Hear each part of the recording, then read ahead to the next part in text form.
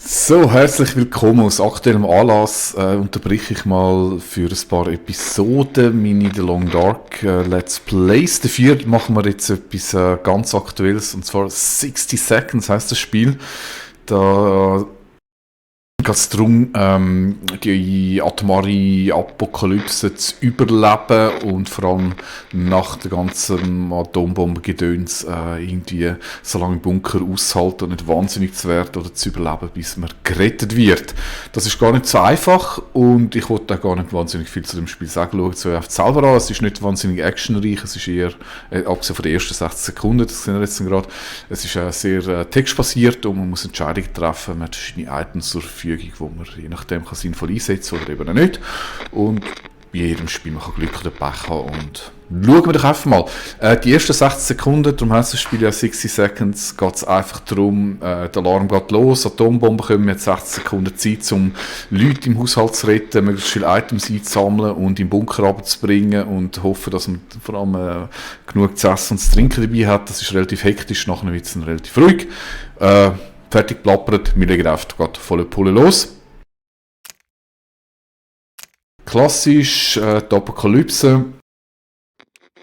Gibt es verschiedene Schwierigkeitsgrade. Wir nehmen Standard und los geht's. Sammelaktion.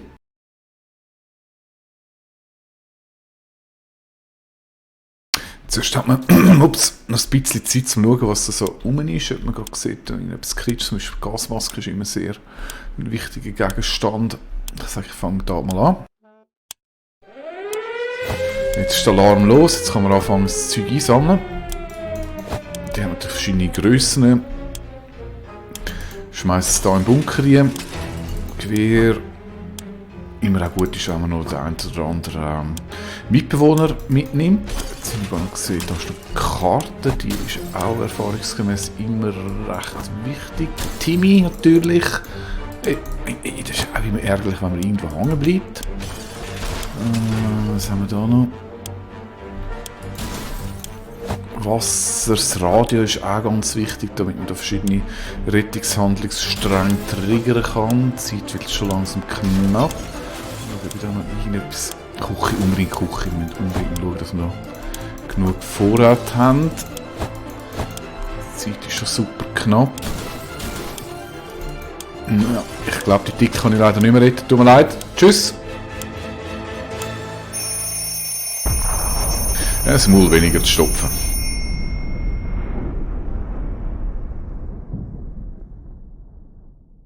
So, das ist jetzt der hektische Einstieg gewesen. 60 Sekunden sind vorbei. So viel Zeit bleibt einem Jahr erfahrungsgemäß immer vor der Apokalypse startet. Jetzt sind wir hier im Bunker. Tag 1, das sieht mir relativ geordnet aus, haben verschiedene Gegenstände, die ich jetzt so gerettet habe. Aber schauen, dass wir zum Beispiel 4 Flaschen Wasser, 4 Dosen Suppe, hat die Familie ein bisschen best gehamstert, wie Herr und Frau Schweizer das zurzeit beweisen und machen, dann wäre das auch ein bisschen besser ausgerüstet. Darum mein Aufruf all, gehen hamstern. Nein, natürlich nicht. Ich sehe, sie haben überhaupt kein WC-Papier da. Ich frage jetzt mal nicht, wie das so funktioniert. Also, wir haben Axt. Erfahrungsgemäß, ich muss sagen, ich habe das Spiel jetzt schon relativ lange nicht mehr gespielt und es hat neuen Inhalt gegeben, aber ich weiss, es gibt so verschiedene Handlungsstränge, die triggert werden können, die zur Rettung führen, und so ganz wichtige Gegenstände sind sicher so Karten, Radio, ich glaube die Axt auch. Was ich jetzt zum Beispiel nicht habe, ist das Pfadfinderhandbuch, auch immer super nützlich. Gasmaske ist vor allem am Anfang nützlich, weil es ist im Moment noch verstrahlt draussen, damit wir mal können, hast du in den ersten paar Tagen schon Erkundungstour gemacht. Aber genug des Gelabers. Wir haben alle geredet aus der Familie bis auf die Tochter. Ja, Opfer gibt es halt. Ja, das Spiel läuft eigentlich relativ einfach. Man sieht auf dem Bildschirm den Zustand. Also im Moment sind alle wunderbar fit. Man kann draufklicken. Die haben alle im Moment noch keinen negativen Zustand. Sie müssen jetzt aufgelistet werden. Sehen auch noch relativ gepflegt und okay aus. Vielleicht ein bisschen mürrisch. Ist okay, ist ja Atombombenangriff. Und jetzt triggert man seinen Zug. Ein Tag ist ein Zug. Das macht man, indem man aufs Notizbuch geht. Da kommen man Informationen über. Ja, wir haben es fast alle im Bunker geschafft. Fast alle. Ja, Und jetzt können wir über das kreative Anrichten von unserer Dosensuppe nachdenken. Ja, dann schauen wir mal. Wir haben nicht gewusst, aber im Bunker hat es tatsächlich noch Vorrat gehabt, und zwar so eine Giftspray-Dose. Das gar nicht gesehen, aber die wird irgendwo rumliegen. Dann sind die Regale mit Dosen gefüllt. Wir werden auf Dosen essen, wir werden auf Dosen schlafen, ja, wir werden sogar mit Dosen reden. So ist das in der Postapokalypse. Einige machen das bereits schon. Okay, ist auch im realen Leben so. Also ich sehe, es ist ein sehr realitätsgetreues, komisches Wort, Spiel. Und reichlich Wasser haben wir im Moment auch, das sieht soweit okay aus. Dann kann man an jedem Tag seine Bunkerbewohner füttern mit Wasser, mit Suppe. Das kann man pro Person machen, oder man kann auch bei allen gerade etwas geben. Erfahrungsgemäß ist es so, angesehen, dass man bis alle 5 Tage eine Flasche Wasser und eine Suppe gibt. Man sollte das nicht jeden Tag machen und wirklich möglichst knapp halten, weil sonst gehen dann logischerweise die Vorräte aus, und wenn die Vorräte aus sind, dann verhungern und verdursten die Leute, dann ist Game Over. Das heisst, Tag 1 gibt es nichts, Tag 5 würde ich dann zuerst mal die Leute verköstigen. Auch wenn sie am Jammern sind. Jammern sind sie immer. Und auch. So, dann gibt es immer auch noch nach dem Fütter so Zufallsereignisse auftauchen. Das ist am Tag 1 natürlich noch nicht. Ja, wäre es fantastisch, wenn man auf die rausgehen und verschwinden könnte natürlich. Spazieren, nein, können wir auch nicht. Wie wohl verpestete Luft schmeckt, wenn wir gar nicht erst herausfinden. Und der Geruch von der Freiheit, die fällt uns auf. Ja. Gar nicht schlimm. Und noch eine Zeichnung wahrscheinlich von Timmy über Strandferien, bla bla bla. So. Das wäre Tag 1 gewesen. Und schon haben wir Tag 2. Wir sehen, das Bild ändert sich ein bisschen. Der Ted hat schon langsam einen Bartwuchs bekommen. Hat den Rasierer halt nicht dabei, aber egal. Schauen wir mal, Tag 2, Statusbericht. Hoffentlich können wir bald weg hier. Nein, der Timmy ist ein wahrer Pfadfinder, er macht das Beste aus der Situation und wirklich sogar fröhlich, super. Dolores hat einen ruhigen Tag gehabt und schöne Morgen hat auch der Ted kein neues Problem, alles noch im grünen Bereich. Vorrat, wie gesagt, gibt es nichts vor Tag 5. So, jetzt kann ich bereits schon sagen, wo ich eine Expedition für den folgenden Tag vorbereiten. Wir bekommen auch immer einen kurzen Überblick über. Das Gebiet ist anscheinend noch verstrahlt, darum sollte man keine Ausflüge ins Ödland machen, weil, wenn man es macht, ist die Wahrscheinlichkeit, dass man krank zurückkommt, aufgrund von der Strahlung sehr gross. Jetzt haben wir aber den Vorteil, durch das, was wir Gasmasken gerettet haben, können wir auch jetzt bereits schon raus, und da alle noch super fit sind, machen wir das natürlich. Ausflüge haben den Vorteil, man findet Nahrung, Wasser und manchmal auch noch ganz nützliche Items. Und ja, machen wir. Darum klicken wir auf den Rucksack klicken, das heisst, es wird jetzt die Expedition vorbereitet und ich kann morgen jemanden rausschicken. So, Zufallsereignis, Tag 2. Die Spinne verhalten sich so, als hätten sie ebenfalls das Anrecht auf den Bunker. Geht natürlich gar nicht, sie sind überall und haben keine Angst von uns. Zeit, dass wir da mal etwas ändern, und wir wollen keine Spinnen mehr in unserer Suppe. Nein, danke. Jetzt habe ich da die Möglichkeit, ich habe 3 Gegenstände, die ich einsetze, um mich mit den Spinnen zu befassen. Am besten wäre natürlich, ich hätte das Buch, weil alle anderen Gegenstände will ich verbrauchen. Das heisst, ich überlege mir jetzt, ich könnte auch sagen, ich mache gar nichts, aber ich denke, solange wir eine Option haben, lassen wir das lieber mal bleiben. Die erste Hilfekasten, den behalten lieber noch, also nehmen wir mal das Giftsprühdose.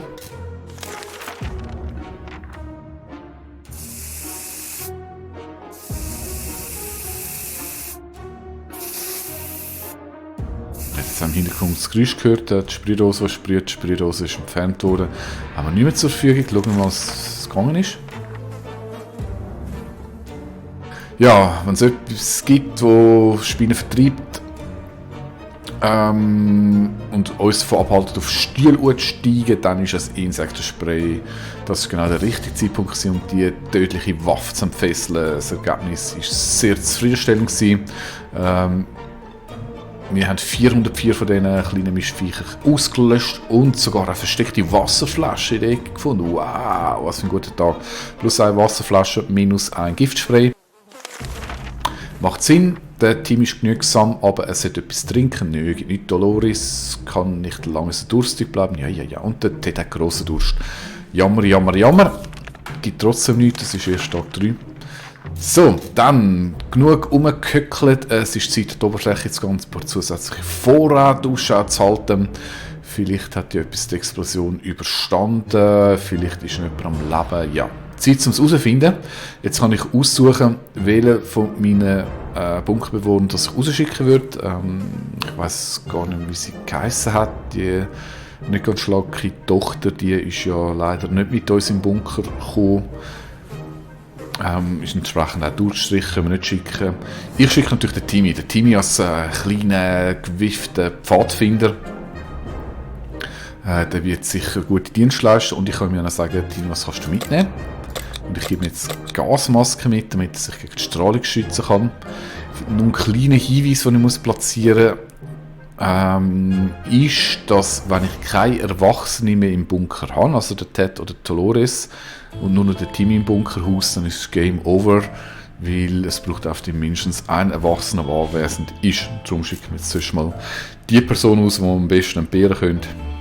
Das sind ja, wie immer, auch im realen Leben Kinder.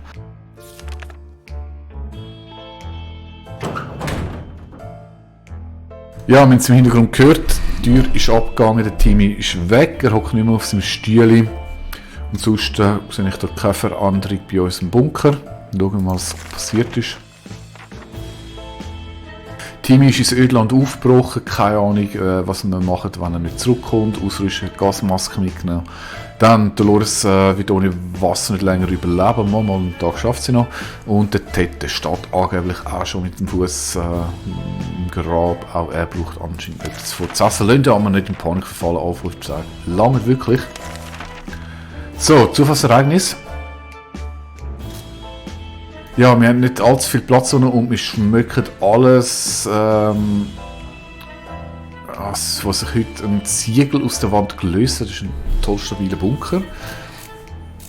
Da hat er eine schmale Öffnung hinterlassen und uns ist ziemlich schlecht geworden, weil da kommt ein Gestank aus dem Loch raus, es ist einfach nur grässlich. Wenn wir mal schauen, was die Ursache für den Gestank ist und den beseitigen, kann natürlich immer positiv oder negativ sein, aber ja, ich denke, das machen wir mal, weil Gestank muss jetzt wirklich nicht sein, schon am Tag 4.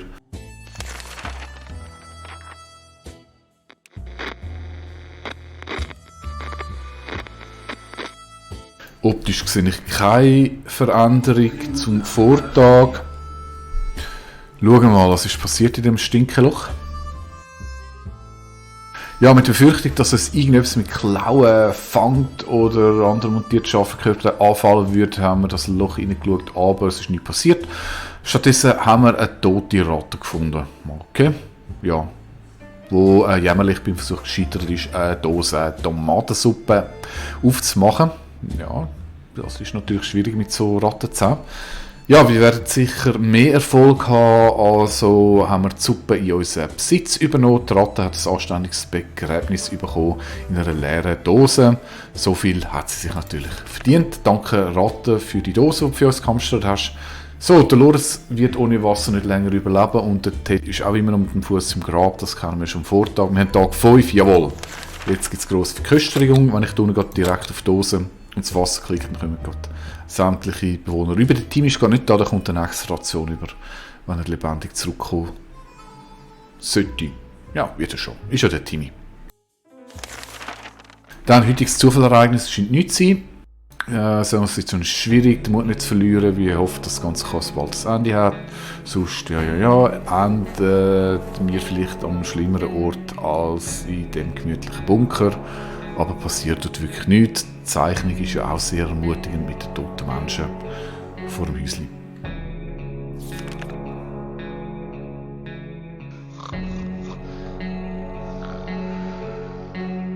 Tag 6, jetzt haben wir dann bald schon eine Woche da. Optisch verändert hat sich nur die Dosensuppe, die wir hier aufgemacht haben, die von der Ratte. Danke, liebe Ratte.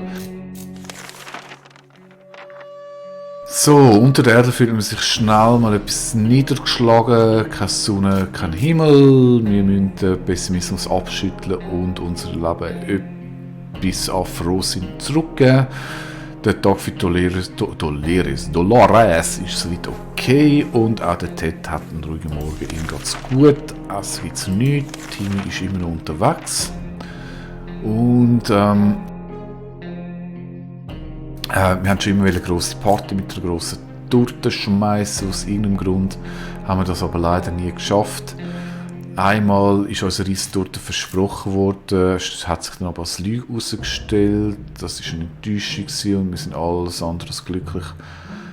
Wenn sich die radioaktiven Wolken verzogen haben, besorgen wir uns auf jeden Fall eine Torte. Ja, ist absolut ein akzeptabler Plan.